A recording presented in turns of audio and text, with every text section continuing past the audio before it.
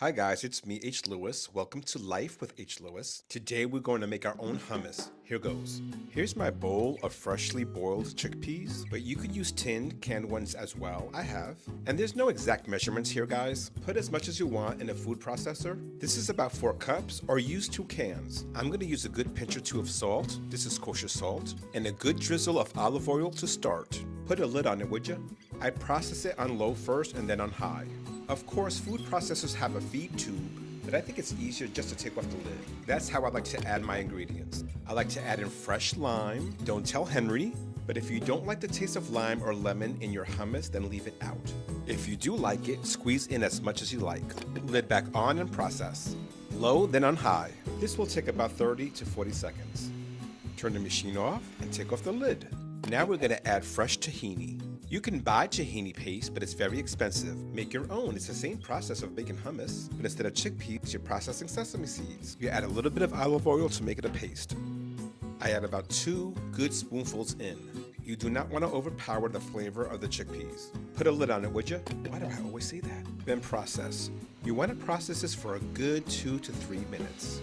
You want to ensure that your sesame paste gets really infused with your hummus. And if you want it creamier, don't add more oil. Just add more tahini, your sesame paste. I'm going to add about 2 more spoons. Lid back on. Pulse. Okay, the consistency looks about right. Now, you want your own hummus bowls. This is the perfect size. It's not too shallow, it's not too deep, and it's wide enough to fit all your toppings and goodies. So I place quite a few tablespoons of my best hummus. Ooh, look at that. And I start to smooth it out. I like making waves, craters, anything to make my ingredients look its best.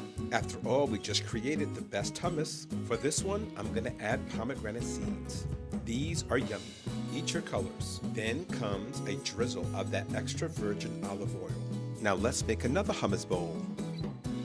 I'll do the same. I'll place my hummus inside. And you know what? Sometimes it's easier to move the bowl around than the spoon. Just make your waves, your craters, and smooth it out. Don't forget that very important olive oil, just a drizzle. And for this one, I'm gonna top it with roasted pistachios. Lots of pistachios.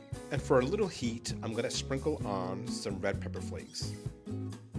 Okay, let me show you how I serve these. I'll use a nice platter or a board. Place my hummus in a corner. I'm gonna add some sliced green apple with this one. Ooh, these are so good. And I'll also place a good pile of prosciutto. Of course, we'll need some chips or crackers. Put that right there on the side. And for something dried, I'm thinking mangoes. Yeah, mangoes. A little jar of honey, just in case. And that's it. Add a few cocktails, you're good to go. Hummus is so versatile too. I like it plain with some roasted chickpeas on top. I enjoy them as a base for salads. I love them with olives and caramelized onions, but my favorite has to be roast beet hummus. Look out for those videos coming soon. I hope you make your own hummus, the best hummus, the one you make yourself. It's so delicious. Goodbye. No. Yeah, I didn't shave my head, so. No, I'm keeping it on. I didn't shave, so I don't want to see that on camera. Okay. Hi, I'm keeping it on.